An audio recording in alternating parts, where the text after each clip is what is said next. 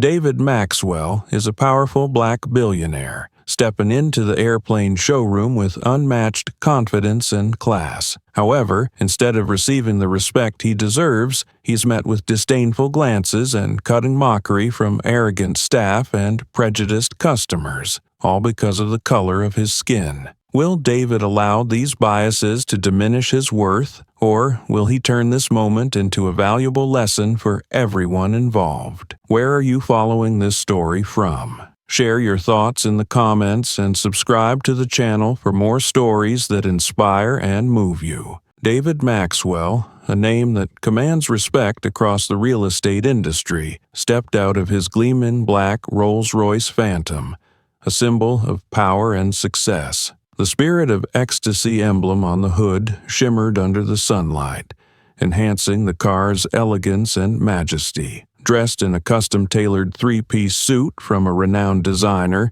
polished Italian leather Oxford shoes, and a luxurious Patek Philippe watch adorning his wrist, David was the epitome of sophistication and achievement. As the glass doors of the airplane showroom slid open, a stream of modern white light poured over him, reflecting his confident demeanor and the calm authority of a man unaccustomed to bowing to anyone. Each step he took echoed softly on the polished marble floor, a subtle declaration that he was here not to browse, but to own. Yet the atmosphere inside the showroom was far from welcoming or admiring. The glances cast his way by employees and customers alike followed his every move, but they were laced with suspicion, disdain, and even open contempt instead of curiosity or respect.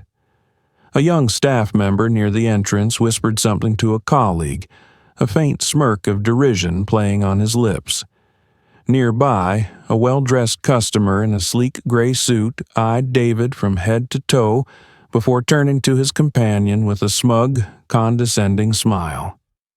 David could feel the weight of the room's unspoken judgment, but he remained unshaken. This wasn't the first time he had encountered such looks.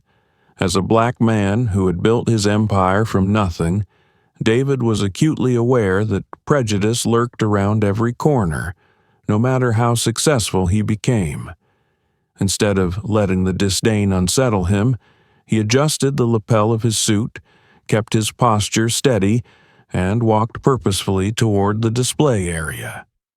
One thought echoed in his mind: "I'm here to buy, not to be accepted." The chilly atmosphere in the showroom seemed to stir as David's footsteps echoed toward the main display area, where rows of luxurious jets stood gleaming under the ceiling lights. He stopped in front of a brand-new Gulfstream G700, its sleek fuselage like a masterpiece, radiating power and sophistication.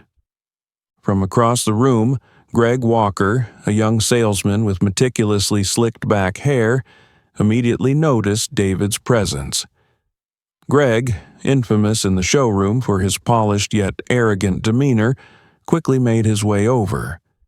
His navy blue suit, tailored to perfection, exuded confidence, but his eyes betrayed a sense of disdain, barely masking his judgment that David was an outsider in this opulent space. As he approached, Greg adjusted his tie and forced a polite smile. His words, however, dripped with sarcasm. "Sir, this is a high-end aircraft showroom. I believe you might find more fitting options at a more suitable establishment." David halted, his sharp gaze locking onto Greg's, as if peeling back the layers of prejudice hidden behind the salesman's polished exterior. He said nothing, standing with an air of calm confidence that seemed to unsettle those nearby. Feeling the weight of David's stare, Greg hesitated briefly but quickly doubled down, determined to assert his authority. Turning slightly, he glanced at his colleagues standing nearby, signaling them to watch his performance. His next words were slow, deliberate, and loaded with condescension. "I just want to ensure you understand. This isn't your typical showroom.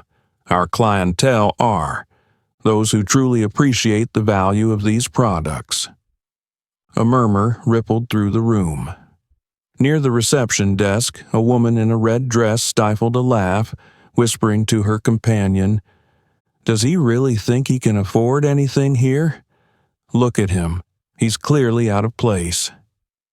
Greg's eyes swept over David once more, his gaze lingering on the buttons of David's jacket, which reflected the overhead lights.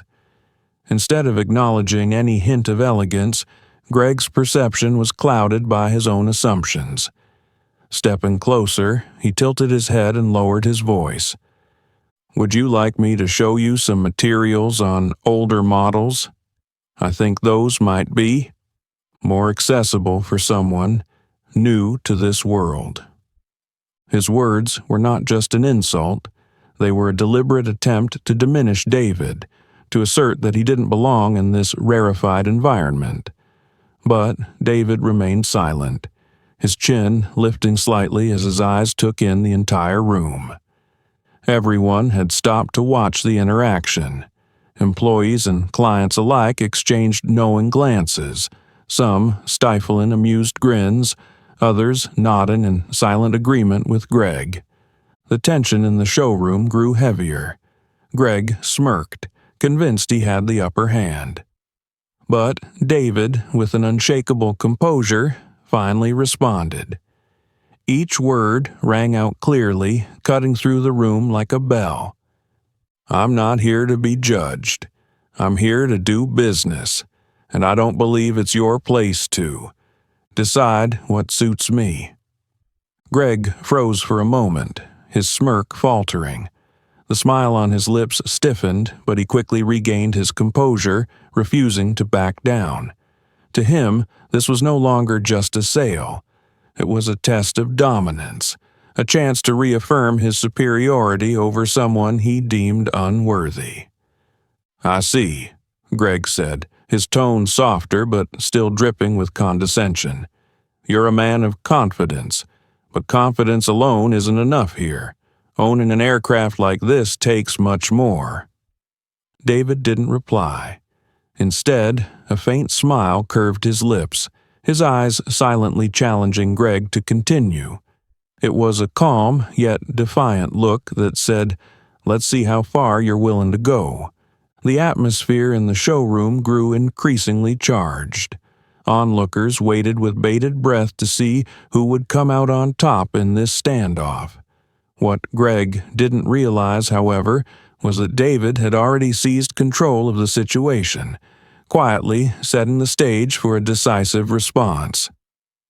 David remained calm, stepping slowly toward one of the most compact and elegant jets in the showroom. The aircraft's gleaming surface reflected the brilliant white light from the ceiling, creating the impression of a flawless gem in the middle of the room. A glimmer of fascination flickered in David's eyes, though he kept any sign of boasting firmly in check.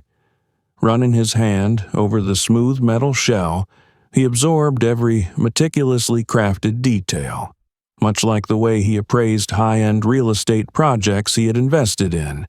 Behind him, whispers continued to ripple through the air, each word a subtle jab cutting into the atmosphere. Who does he think he is? Someone like that could never afford something like this. Maybe he's just here to snap a few photos and show off. David heard every word, but his expression didn't waver. For a brief moment, his gaze flicked toward Greg, who stood with arms crossed, an unapologetic smirk plastered across his face. Greg glanced at the jet David had just touched and stepped forward, his tone dripping with derision as he spoke. "This jet is worth over $10 million. I think you should consider your options carefully." Greg's voice was loud enough to capture the attention of those nearby. A few customers paused, not out of curiosity about the jet, but to watch the unfolding drama. A middle-aged man in a gray suit chuckled softly and turned to his companion. I bet he doesn't even know how to negotiate if he actually has the money. Greg, emboldened by the attention, moved closer, positioning himself partially in front of the jet, effectively blocking David's view. With a deliberate gesture, he placed his hand on the plane, as though staking a claim. His voice, now slightly lower but filled with pointed intent, carried just far enough for David to hear. I can understand why you'd like a jet like this, but not everyone has the means to turn their desires into reality. David remained unfazed, taking a small step back to take in the entire scene. He felt not only the weight of Greg's words, but also the judgmental stares from others in the showroom. A woman near the reception desk eyed him from head to toe before shaking her head with a disdainful smile. He probably thinks this is a car showroom, not one for private jets. Such comments only seemed to fuel Greg's audacity. He tilted his head slightly, his smirk growing wider as he leaned closer, his voice dropping to a near whisper meant only for David. I don't want to waste your time, but I think what we have here might be a little out of reach for someone like you. The final remark could have been the breaking point, but David maintained his composed demeanor. He slowly let his gaze sweep over the room, taking in every expression, some mocking, others merely curious. He understood that this was no longer just a personal confrontation with Greg. It was a battle against deeply entrenched prejudices. In that instant, David resolved not to let the moment end with mere insults. His eyes sharpened, a faint but confident smile forming on his lips. Yet, instead of responding directly, David stepped back further, clasped his hands behind his back, and continued to examine the jet, his air of calm detachment suggesting he was entirely unaffected. This action caught Greg off guard, leaving him with a fleeting sense of unease, as though he'd misstepped in the very game he had initiated. The curious gazes of the crowd now shifted toward Greg, as if questioning whether he truly held the upper hand over the man standing before him. But Greg, driven by his arrogance, was unwilling to back down. He stepped even closer, his voice rising again, this time with a boldness that bordered on arrogance. Sir, we also have some alternative options that might be more suitable. Perhaps we should start with smaller jets that fit more modest budgets. The remark, intended as the ultimate blow, only set the stage for David to deliver a response far more powerful than Greg could anticipate. David smirked, a smile that barely concealed his disdain. His eyes were as sharp as a blade, piercing straight into Greg, causing the salesman's confidence to waver slightly. With a calm demeanor, David spoke, his deep and resolute voice cutting through Greg's arrogance like a scalpel. Do you always judge customers by their appearance? I don't make a habit of wasting my time with unprofessional people. Greg faltered momentarily, but his ego wouldn't allow the silence to linger. Adjusting his tie, he stepped back slightly to maintain his composed stance, though his eyes betrayed a glimmer of defiance. I just want to make sure you understand the value of what you're looking at, Greg replied, his voice lowering as though offering unsolicited advice. No need to make anyone uncomfortable. David didn't respond right away. His smile remained fixed, but his gaze swept over Greg like a cold assessment. The air in the showroom grew tense, thick with unspoken words. Greg's remarks were deliberately provocative, yet David stood his ground like an unyielding mountain. Maintaining his composure, David reached into the pocket of his tailored suit. His movements were slow, almost deliberate, ensuring the surrounding onlookers couldn't help but notice. He retrieved a business card, sliding it effortlessly across the table. The overhead lights highlighted the embossed letters, David Maxwell, President, Maxwell Realty Group. "In case you weren't aware, this is who I am," David said, his tone calm but razor sharp, his eyes never leaving Greg's. "And I'm not here for unprofessional advice. I know exactly what I'm doing, and I know what I want." Greg stared at the card, and for a fleeting moment, an expression of confusion flickered across his face. Maxwell Realty Group was one of the largest real estate firms in the region, and the name David Maxwell was far from unfamiliar in the industry. Yet Greg, clinging to his inflated ego, quickly masked his surprise with a faint, dismissive smile. "Ah, quite prestigious," Greg remarked, attempting to recover his composure. "But here, we don't just sell names, we sell class, and that's not something everyone can grasp, even with a business card as nice as this." Greg's words were a weak counterattack, lacking the precision and gravitas to match David's earlier statements. David casually pushed the card back toward Greg, his gaze unwavering and challenging. "Class isn't in the product you sell, it's in how you treat your customers. I don't need you to teach me that." David's words left Greg momentarily speechless, though he quickly regained his composure. Greg's hand hovered over the business card, but instead of keeping it, he slid it back toward David, a symbolic rejection. "Impressive," Greg said, his smile firmly in place, "but I still need to make sure you understand this jet isn't just a product. It's a statement, and not everyone is qualified to own one." The tension in the showroom was palpable, the air thick enough to cut with a knife. A few customers subtly moved closer, pretending to examine other jets while eavesdropping on the escalating standoff. Despite Greg's attempt to maintain his confidence, his eyes betrayed a flicker of unease under the unshakable poise of David. David took a slow, deliberate step closer to Greg, bending down to pick up the business card Greg had rejected. Straightening it with a flick of his wrist, David slid it back into his pocket. "You'll soon understand the difference between us," David said, his voice low but firm enough to carry across the room. "I'm here to buy, not to seek permission." The words struck Greg like a blow to his pride. For a moment, he was at a loss for a retort, but instead of conceding defeat, Greg's eyes darkened, his silence more ominous than submissive, a clear sign that another strategy was forming in his mind.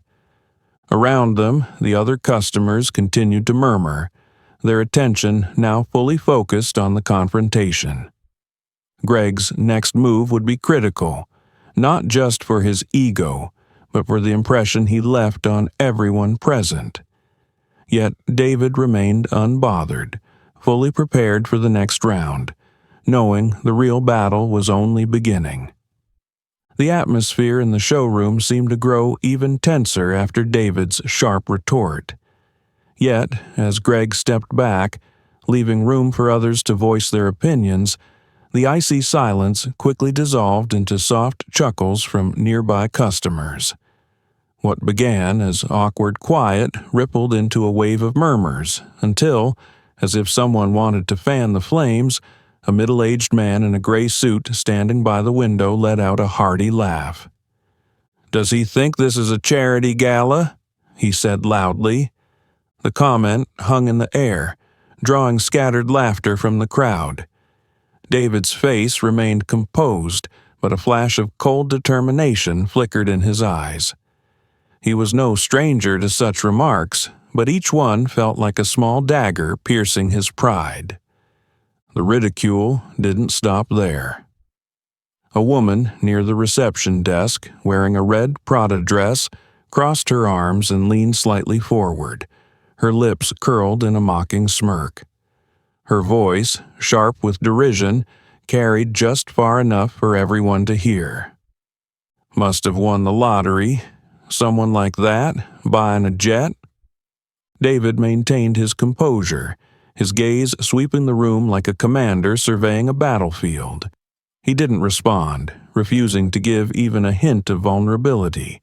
Instead, he directed his focus to a younger employee, who seemed more reserved but showed no signs of contempt.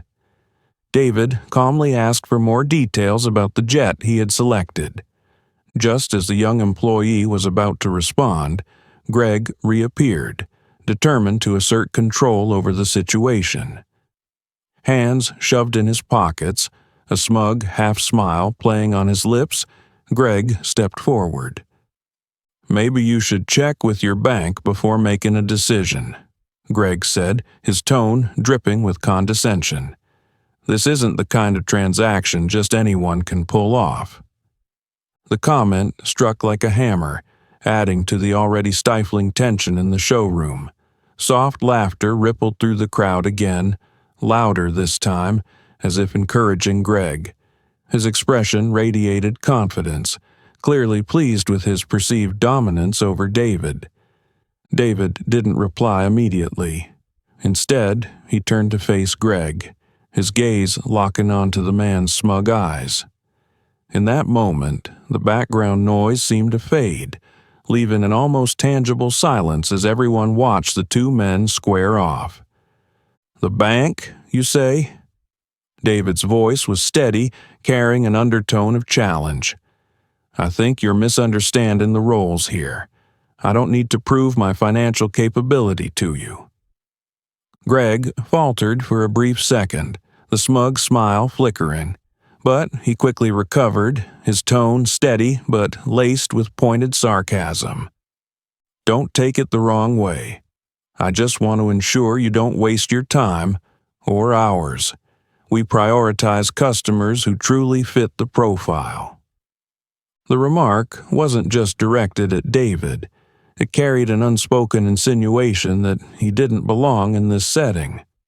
Greg believed he still held the upper hand, unaware that he was steering this confrontation into increasingly dangerous territory. David studied Greg intently, his gaze unwavering. Then, with the precision of a calculated counterstrike, he smiled. It wasn't a smile born of anger, but one of quiet control. "You seem very confident in your ability to judge customers," David said, each word deliberate and crisp. "I just hope your skills in serving them are better than your talent for making assumptions." The statement landed like a blow to Greg's ego. He stood frozen, his hands clenching in his pockets, his eyes betraying a flicker of anger he couldn't fully conceal. Around them, the murmurs among the customers began to quiet, as if the crowd was starting to grasp that David was not someone easily intimidated. But it was also at this moment that Greg decided he wouldn't back down, setting the stage for the next, even more intense chapter of their standoff. David took a step forward, his piercing gaze locking directly onto Greg's, leaving no room for doubt. The room fell silent, as though even the air had ceased to move. His voice cut through the stillness, deep yet sharp as a blade, every word carrying weight. "I'm used to being underestimated, but I don't need your judgment to know who I am." Those words weren't just a response, they were a declaration. The entire showroom plunged into silence, and for a fleeting moment it seemed no one dared to breathe. All eyes fixated on David and Greg, as if witnessing a battle where the victor would dictate the balance of the room. David turned, intending to head toward the airplane model he had selected, but Greg's loud laughter shattered the tension. It wasn't the laugh of surprise or agreement, but a mocking one, dripping with challenge as if to ridicule David's composure. "Keep dreaming," Greg said, his tone brimming with smug satisfaction. "Some people are just born to stand outside the door and look in." His laughter echoed, joined by a few quiet chuckles from those nearby. A man standing by the reception desk smirked, and a young woman clutching a Chanel bag whispered something to her friend, her gaze flitting toward David with disdain. David froze, not turning back immediately, his hand clenched, not out of anger but to maintain complete control of himself. He knew every eye in the room was waiting for an outburst, the slightest crack in his demeanor to reinforce their preconceived notions. But David refused to give them that satisfaction. He slowly turned, meeting Greg's gaze once more, this time with an intensity that was impossible to ignore. David took another deliberate step toward Greg, not rushed, not angry, but full of purpose. He stopped, the distance between them close enough that his words, spoken softly, could still slice through the air. "You're wrong about one thing," David said, his voice low and steady, like a direct hit. "I don't stand outside any door.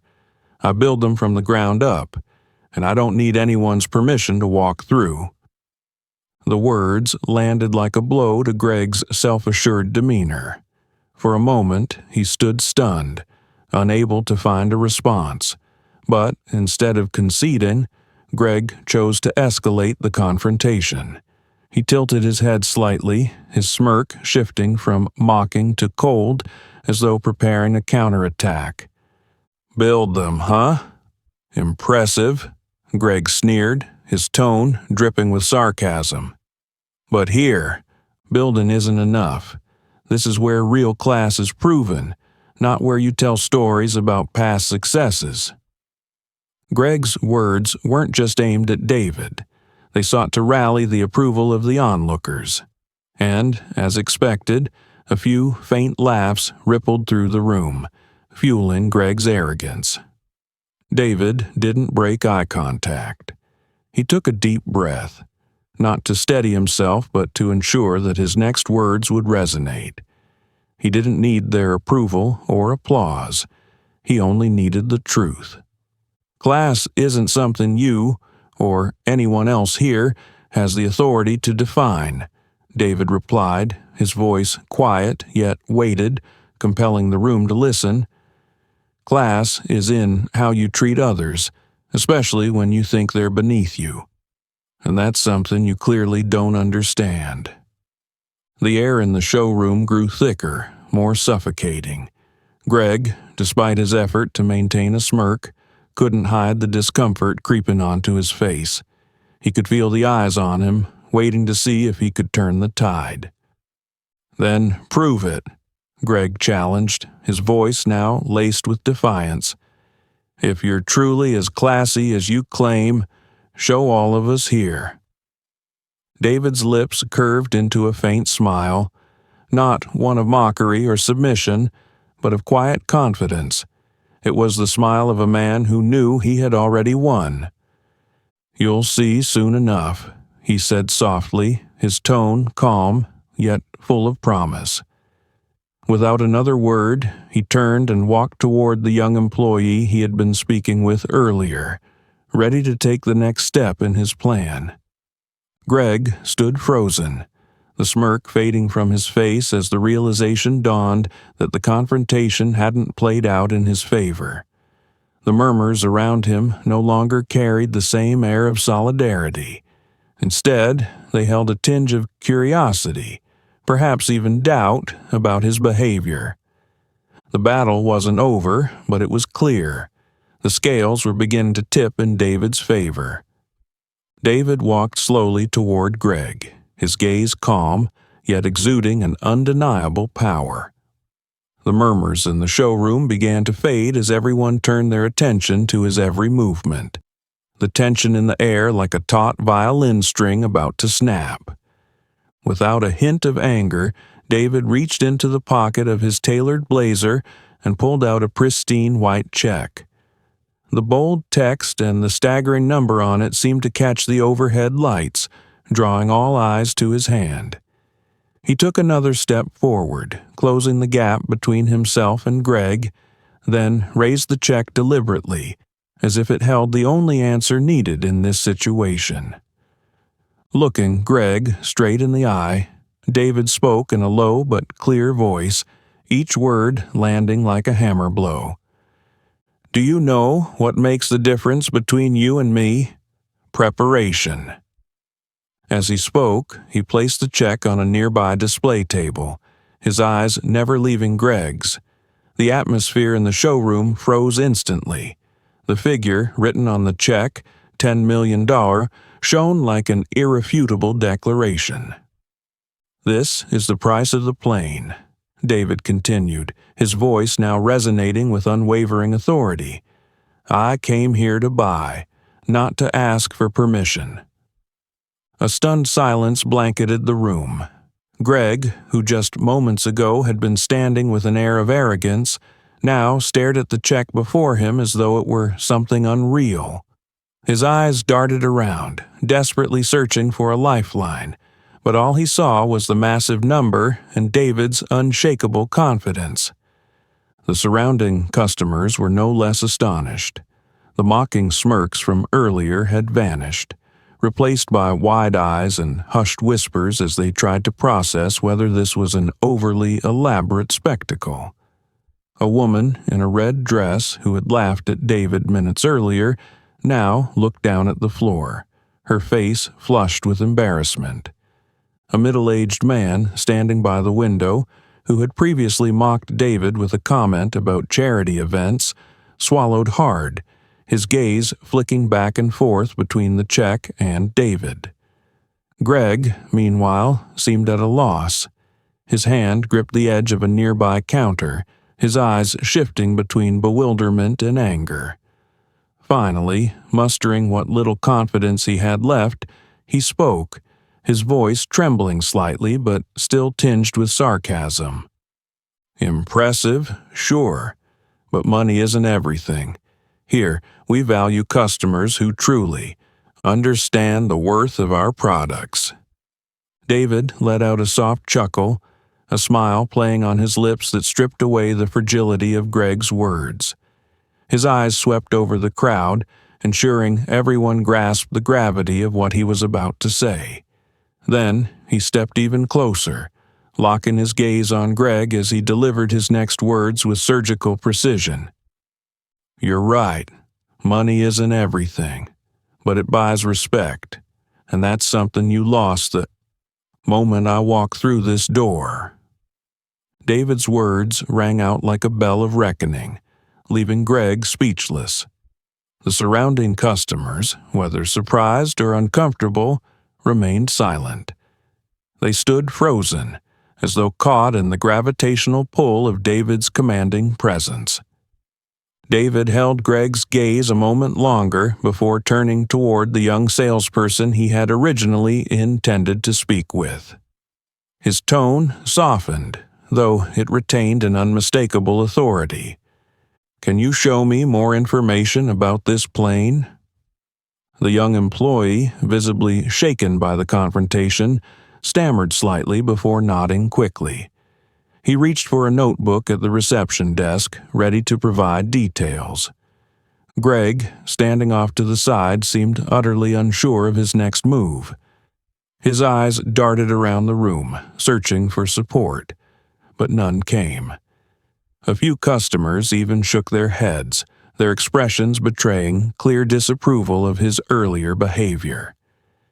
David, now fully in control of the situation, had done more than prove his worth. He had shown Greg, and everyone else in the showroom, how deeply they had misjudged him based on appearances. Yet, as evident in his eyes, this was far from over. This was merely the beginning. The atmosphere in the showroom was stifling with a heavy silence lingering after David's sharp retort. But, at that very moment, the large glass doors of the showroom swung open, bringing in a fresh gust of air, cold and as sharp as a blade. Jason Maxwell, David's son, walked in. His tall frame stood out in a perfectly tailored ash-gray Armani suit, a meticulously knotted tie, and polished leather shoes. The overhead lights illuminated his refined, authoritative presence, but what truly commanded attention was his piercing gaze, brimming with power as if it could see through everyone in the room. Jason entered with a composed demeanor, radiating inner strength. Each step he took seemed to dismantle Greg's remaining smugness and ignite curiosity among the onlookers. Without speaking immediately, Jason let his gaze sweep across the room, pausing deliberately on Greg's face. The prolonged stare made Greg instinctively stand straighter, his awkward smile attempting to cling to a confidence that had already been shattered. Jason approached David, standing close beside his father. Without uttering a word, his presence alone was a declaration. This was not merely a personal battle, but a show of unity and familial strength. Scanning the room with a calculated intensity, Jason finally broke the silence. His voice was deep and steady, each word cutting through the tension like a cold blade. "I hear someone here thinks they have the right to determine another person's worth." The statement hung in the air, deliberate and weighty, like an undeniable accusation. Greg, trying to steady himself under the rising tide of Jason's confrontation, forced a strained smile. Yet it lacked confidence and revealed nothing but fragile defensiveness. "I wasn't judging anyone's worth," Greg said, his voice noticeably stripped of its earlier sharpness. "We just want to ensure our customers fully understand the products." Jason gave a faint chuckle, but his eyes betrayed no trace of humor or mercy. He stepped closer, closing the gap between them with an oppressive weight that Greg could not ignore. "Really? Then why has everyone in this room heard your mocking remarks and seen the disdain you've shown toward my father? Is that how you define ensuring understanding?" Greg took a deep breath, struggling to maintain a semblance of professionalism. But Jason's unwavering gaze offered no reprieve. Before Greg stood not just a powerful customer, but also a renowned attorney, someone who knew how to wield words to dismantle arrogance piece by piece. "I didn't mean it that way," Greg stammered, his voice faltering further with every syllable. "It was just a misunderstanding." Jason raised an eyebrow, the corner of his mouth curling into a wry, cutting smile. "A misunderstanding? A misunderstanding where my father was subjected to insults and condescension from you and everyone else in this room? Or are you trying to excuse your arrogance as unintentional?" Jason's words struck like a blade at the fragile shell of Greg's pride. He stood there, unable to meet Jason's unyielding gaze, his hands trembling slightly as they clenched at his sides. Around them, the other customers who had earlier mocked David now quietly distanced themselves from the confrontation, their gazes shifting from solidarity with Greg to a palpable wariness of Jason. David remained silent, his composure unbroken. He stood there with a calm demeanor, but pride shone clearly in his eyes. Jason's presence wasn't just support, it was a statement. David was not alone. He had someone by his side ready to defend and stand with him against any challenge. Jason turned back to his father, his gaze softening slightly. "Father, if they don't know how to show respect, then perhaps it's time they relearn that lesson, and we'll be the ones to teach them." David gave a slight nod, a faint smile forming on his lips. This battle, he knew, was no longer just about purchasing an aircraft. It was a lesson, a lasting one for Greg and anyone else who had judged others based solely on appearances. But both David and Jason were well aware that this confrontation was far from over. The tension in the showroom reached its peak after Jason's impassioned declaration about the need to change how people were treated. Greg, who had previously exuded confidence, now looked visibly shaken. He fumbled for a response, forcing a strained smile as his voice trembled. I really didn't mean it that way. If Mr. Maxwell feels offended, I sincerely apologize." The words hung in the air, devoid of any genuine remorse. It was a feeble attempt to mask his insecurity and escape the uncomfortable situation. However, Jason, with the keen eyes of a seasoned attorney, was not about to let such an insincere apology go unchallenged. He stepped forward, closing the distance between himself and Greg. His voice was steady, carrying a tone of warning. "This apology isn't just for my father. It's for everyone who's ever been treated like this. Here. And I will make sure this doesn't end here." The room fell into a heavy silence, Jason's commanding voice resonating through the space. The surrounding customers, some of whom had participated in mocking David earlier, now stood in awkward quietude. A few even stepped back, seemingly to avoid being drawn into the spotlight. Greg swallowed hard, his fingers gripping the edge of the display counter as he tried to conceal the anxiety flickering in his eyes. "Do you think your discriminatory behavior can be dismissed with a half-hearted apology?" Jason continued, his tone growing sharper. "This isn't just about my father. This is about a system that has allowed people like you to think they have the right to judge others based on their appearance or background." Greg looked around, searching desperately for support among his colleagues, but none met his gaze. They all avoided him, stepping away as if to distance themselves from his sinking ship. Jason, sensing Greg's retreat, pressed on with an authoritative yet icy tone. "If I don't receive a public apology and a commitment to change the way this showroom operates, be prepared to face legal consequences. As a lawyer, I'm fully aware of my father's rights and the liabilities you and this company are subject to." Jason's words weren't just a warning, they were a declaration of power. Greg wasn't merely facing the judgment of the room, he was now staring down a real legal threat. His face turned pale, and his lips quivered as though he wanted to respond, but no words came out. From across the room, one of the showroom managers, clad in a sleek black suit, stepped forward. He had been observing the entire scene from a distance, and now decided it was time to intervene. Bowing his head slightly in front of Jason and David, he offered a polished, professional smile. "Mr. Maxwell, we sincerely apologize for what has transpired here. I assure you that our company will thoroughly review all procedures to ensure incidents like this do not happen again." Jason met the manager's gaze with unwavering eyes. He gave a slight nod but maintained the firm edge in his voice. "I hope these aren't just empty words.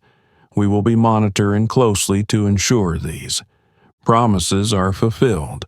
Otherwise, we are fully prepared to take this matter to court and bring it into the public eye." The manager's smile faltered slightly, but he nodded in agreement. Jason's declaration hung in the air like a warning bell, further heightening the tension in the room. Customers who had previously mocked David now kept their heads down, avoiding Jason's piercing gaze and trying to remain unnoticed. David, who had maintained his calm demeanor throughout the ordeal, finally broke his silence. His eyes shone with quiet pride as he placed a steady hand on Jason's shoulder. In a gentle yet firm voice, he said, "There's no need to threaten anyone, Jason. The truth has already spoken for itself. They'll learn their lesson." Jason turned to his father, his expression softening. But he knew this wasn't over. Without concrete action, their apologies and promises would remain hollow, and Jason was determined to ensure justice, not just for his father, but for everyone who had ever been undervalued in the same way. Jason's warnings at the showroom were not just empty threats. Less than a week later, a formal lawsuit was filed in court, accusing the showroom of grossly violating anti-discrimination laws. News of the lawsuit quickly spread, capturing the attention of the public and the media. With David Maxwell, a renowned billionaire, and the unwavering determination of Jason Maxwell, the case became the centerpiece of every headline. On the day of the trial, the courtroom was packed to capacity. Journalists, TV reporters, and curious onlookers crowded together, eager to witness the confrontation they had been speculating about for days. The atmosphere in the room was tense from the outset as the showroom's legal team attempted to downplay the severity of the incident, claiming it was all just a misunderstanding. But Jason, dressed impeccably in a tailored black suit, stepped forward with the poise of a seasoned lawyer. He presented the case with a firm voice, every word meticulously chosen. The actions of the showroom staff were not an isolated incident, but a manifestation of a systemic failure, a culture that tolerates discriminatory attitudes. This case is not just about my father, David Maxwell, but about everyone who has ever faced unfair treatment because of their skin color, appearance, or social status. Jason didn't stop at accusations. He produced irrefutable evidence, an audio recording made by one of the showroom employees who had secretly captured the entire event. As the recording played in the courtroom, the derogatory remarks of Greg, coupled with mocking laughter from other customers, were heard clearly. "Who does he think he is? This isn't a charity event. Keep dreaming.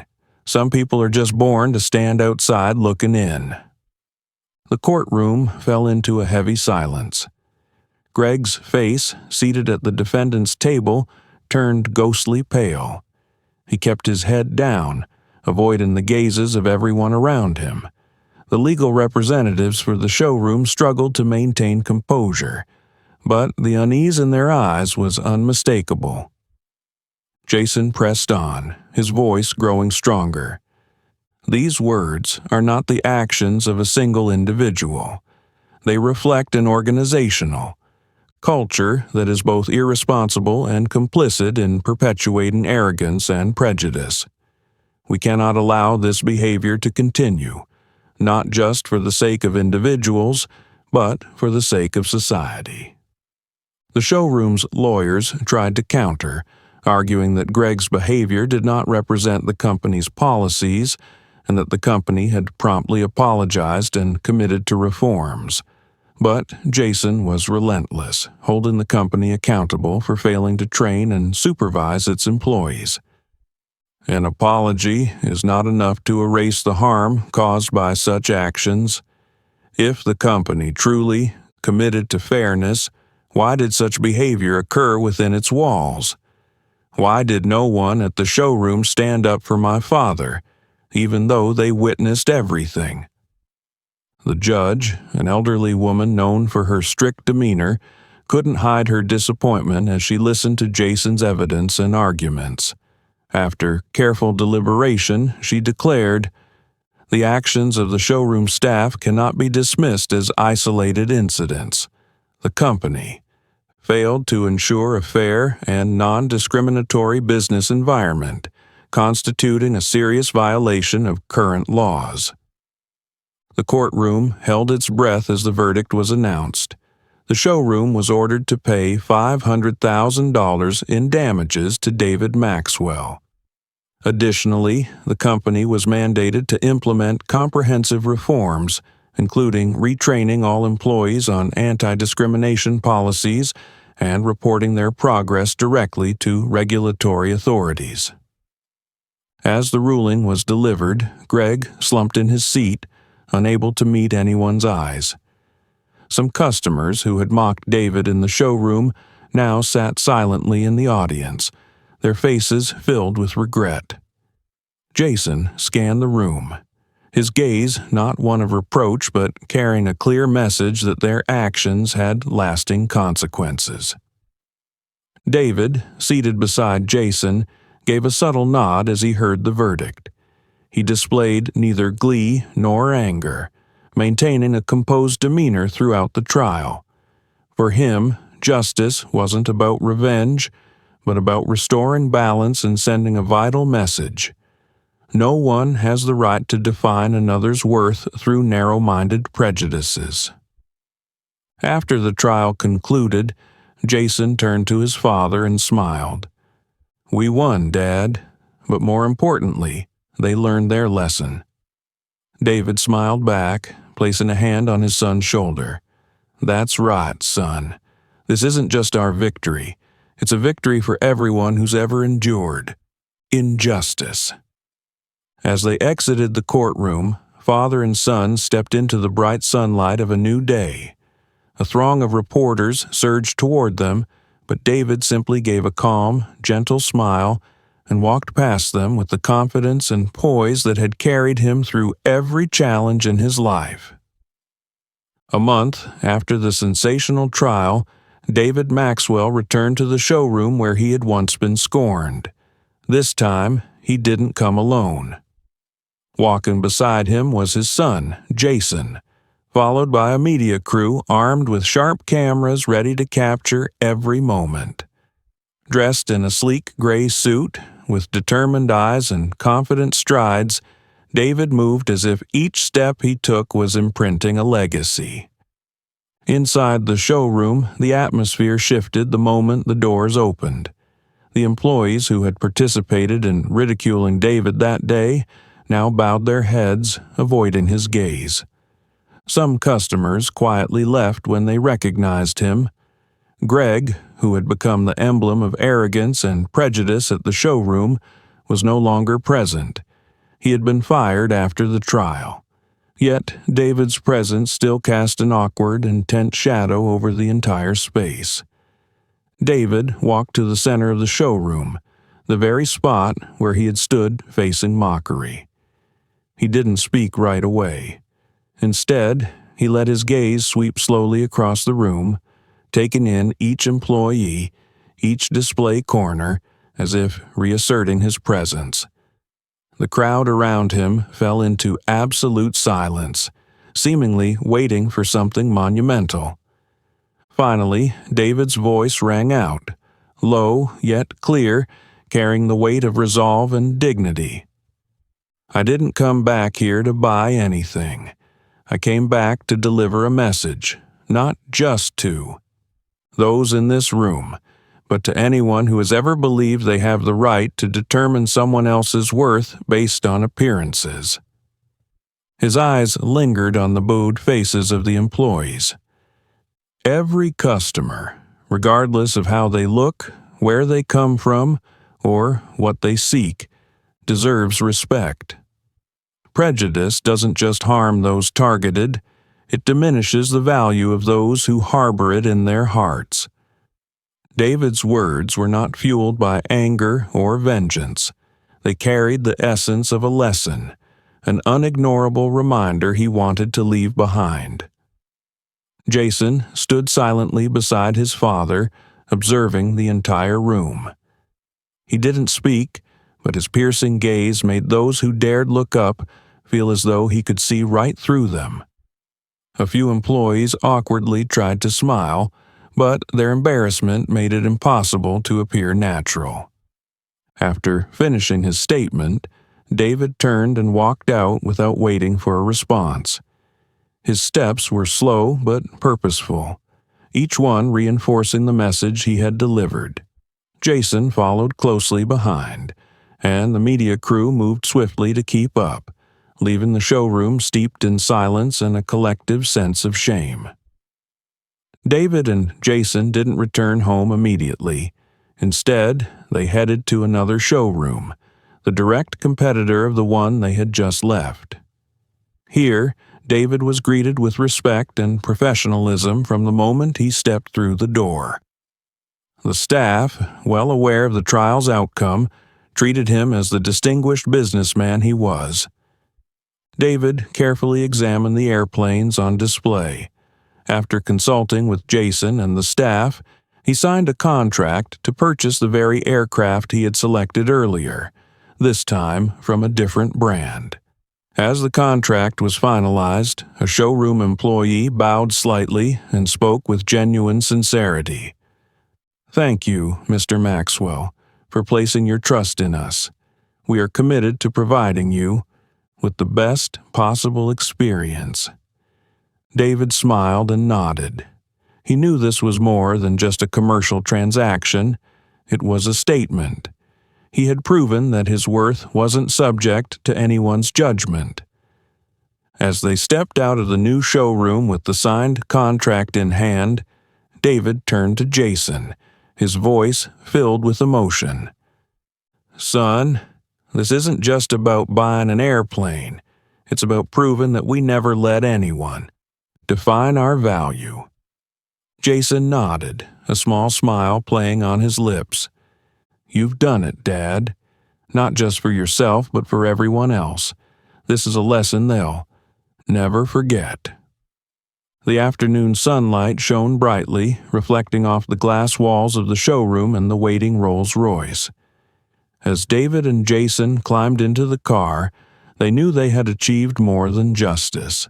They had left an indelible mark on those who had once underestimated them, a mark of resilience, dignity, and the power of standing up for what is right. The door of the brand-new jet opened, and the extended staircase welcomed David Maxwell as he stepped up with unshakable confidence. His perfectly tailored suit glistened in the sunlight, each step he took declaring his triumph over the prejudices he once faced. The jet, with its sleek body and the logo of his former competitor's showroom, was no longer just a physical asset. It had become a symbol of perseverance, dignity, and dreams that refused to be confined by societal bias. Jason followed closely behind his father, his eyes fixed on David's every step, pride emanating from his gaze. As they entered the main cabin, the luxurious and modern space reminded them of the worthiness of their hard-earned success. Plush leather seats, state-of-the-art controls, every detail was meticulously designed to meet the highest standards, reflecting the dedication David had poured into achieving this moment. David settled into a seat, his gaze drifting out of the window to the boundless blue sky. In that moment, he saw more than just clouds. He saw the arduous journey he had endured, from a young black man confronting societal prejudices to becoming one of the most successful entrepreneurs in the real estate industry. This jet wasn't just a vehicle for flying farther. It was a bold declaration that he had overcome every barrier to affirm his worth. Jason, seated across from his father, let a gentle smile spread across his face. He spoke, his voice contemplative. "This jet isn't just yours. It's a symbol for so many people. People who once thought they couldn't rise above prejudice." David nodded, his gaze still fixed on the window. "We can't change everyone's mind," he said, his voice steady but resolute. "But we can. Show them that their prejudice can't define anyone. Not me, not you, and not anyone with dreams and determination." The jet began its ascent, the roar of the engines reverberating yet failing to disrupt David's calm resolve. As the plane lifted off, the vast sky unfolded before him. From this height, he looked down at the world below, a world he had risen above through relentless resilience and unyielding willpower. The jet soared through the sky, bearing the logo of his former competitor's showroom. That logo served as a silent but sharp reminder. No one has the right to judge others. Those who once mocked or belittled him could now only look up and see that plane as a symbol of the failure of arrogance and prejudice. David didn't stop at personal victory. Shortly after acquiring the jet, he launched a new charitable initiative called Freedom's Door. This foundation aimed to support individuals facing discrimination or hardship due to bias. The fund provided not only financial assistance, but also training programs, counseling, and legal support to those in need. From advertising campaigns to conferences where David spoke, the image of his jet became an unmistakable emblem. It reminded everyone that no matter your starting point, you could soar higher if you never gave up on believing in yourself. Standing at the doorway of the jet, David's gaze was fixed on the distant horizon. Jason stepped beside him, speaking softly, "Do you think you can change the world, Dad?" David smiled faintly and replied, "No one can change the entire world, Jason, but we can change how the world sees people, like us." The jet glided through the endless blue sky, leaving behind not just fields and cities, but also a story of resilience, dignity, and the power to overcome prejudice. A story that would be told for generations, not just because of the jet, but because of the meaning it carried. No one has the right to underestimate you, except yourself. David Maxwell's story wasn't just a journey of triumph over prejudice. It was a powerful reminder that our worth isn't defined by others' eyes or words, but by our confidence and determination. In a world brimming with challenges, what do you think we need to do to break down deeply ingrained societal biases?